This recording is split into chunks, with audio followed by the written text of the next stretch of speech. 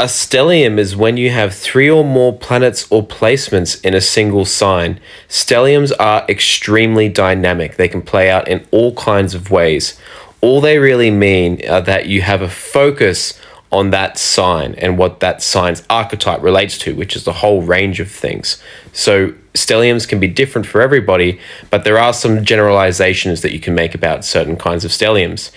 Aries stelliums, for example, can bring out experiences where you have to be especially independent, focused on freedom, courage, and doing things your own way on your own terms. And there may be experiences of adversity from the world around you in many different ways that put you in a position where you have to take ownership of your desires and pursue these things in a very direct and unabashed way, despite the potential conflicts that may arise in that process.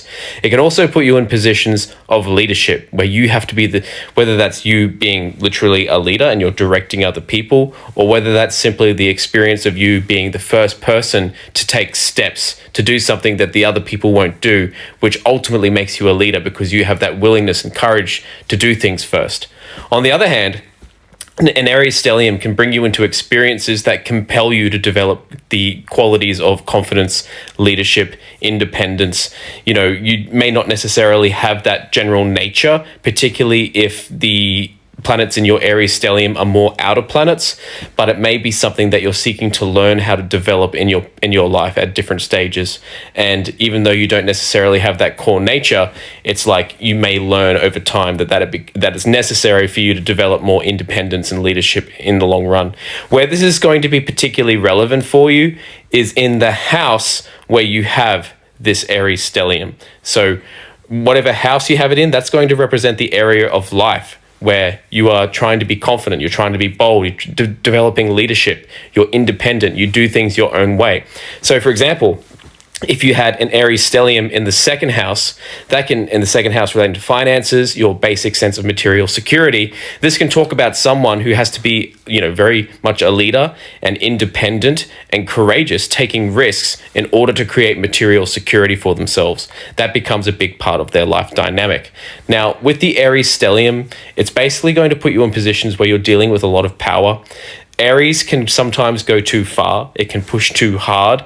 It can just make a bad situation worse because of this need to take action now, when sometimes it may be better to put the brakes on. So wherever you have your Aries stellium by house, there may be this potential for you to be overactive or impulsive in a way that you may need to learn to restrain or direct that energy in a better way. So if you had an Aries stellium in the seventh house, for example, this could be the experience of you being too impulsive in relationships that may make harmony and peace in your life a little bit more difficult. Or it could also be the experience of Aries-type people in your life, bringing up experiences that bring conflict in relationships in some way. A stellium in the sign of Taurus will either bring this nature of, you're someone who likes Taurus-related things. You may be patient, you may be grounded, common sense, you like simplicity, you like routine, you like to stick with things for the long term, over many years potentially. That may be your nature. Or there can be experiences in life that force you to focus on money, that force you to be very deliberate with how you use the resources that you have. There may be experiences that teach you the value of patience, taking your time with things, being very clear about what your values are, and putting very consistent practical efforts into maintaining and sustaining these things in the long term so that you can have a sense of well-being and abundance in your life. It can also talk about somebody who potentially is very change resistant, and they leave themselves in situations that feel comfortable for them on some level, but ultimately cut them off from what would be most empowering and really help them to transform their lives in many ways. So a Taurus stellium can be this ongoing experience of obstinance, of being overly stubborn. You stick to your knitting, you stick to the same things, and it's just like, depending on the dynamics of your personal Taurus stellium, it may be like, you stick with the same things long term, but that's just who you are and that works for you and you get the things that you want in the long run. Or it may be the experience of like, you stick with things in the long term, but at certain stages, there's going to be this need to transform and let go of things that you've held on to for a very long time, whether that's material things, whether that's belief systems, living situations. You can play out in all kinds of arrangements.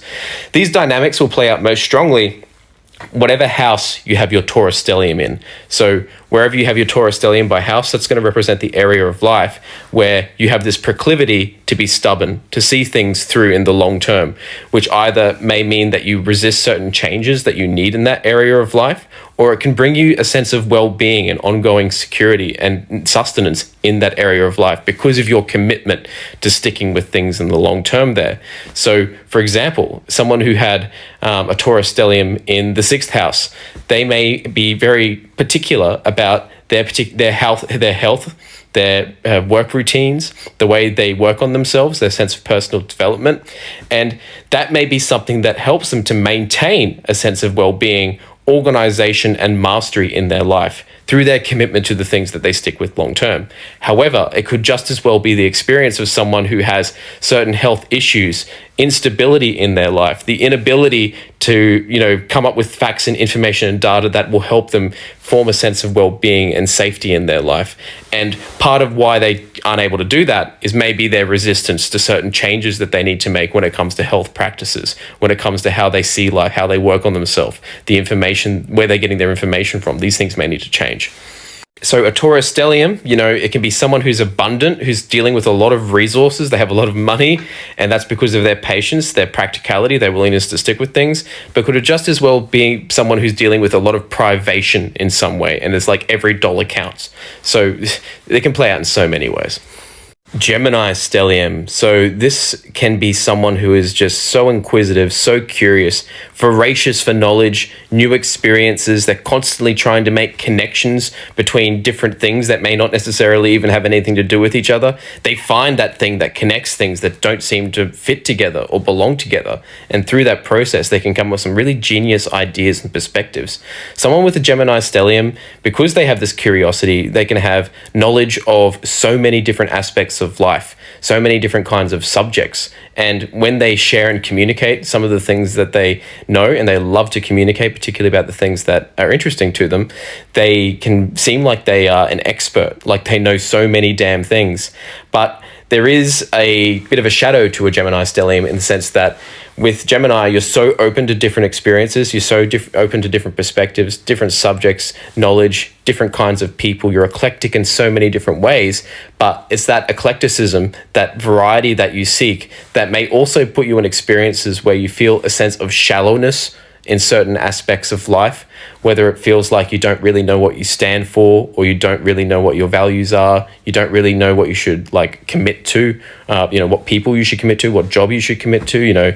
There can be so much of this sense that there's something else out there that you haven't quite discovered, that, once you discover that, you may not want the things that you think you want now. So there's this constant evolving, prospect about what it is that you desire, who you are, how you seek to find alignment with your values. This can just be something that's constantly in metamorphosis on some level.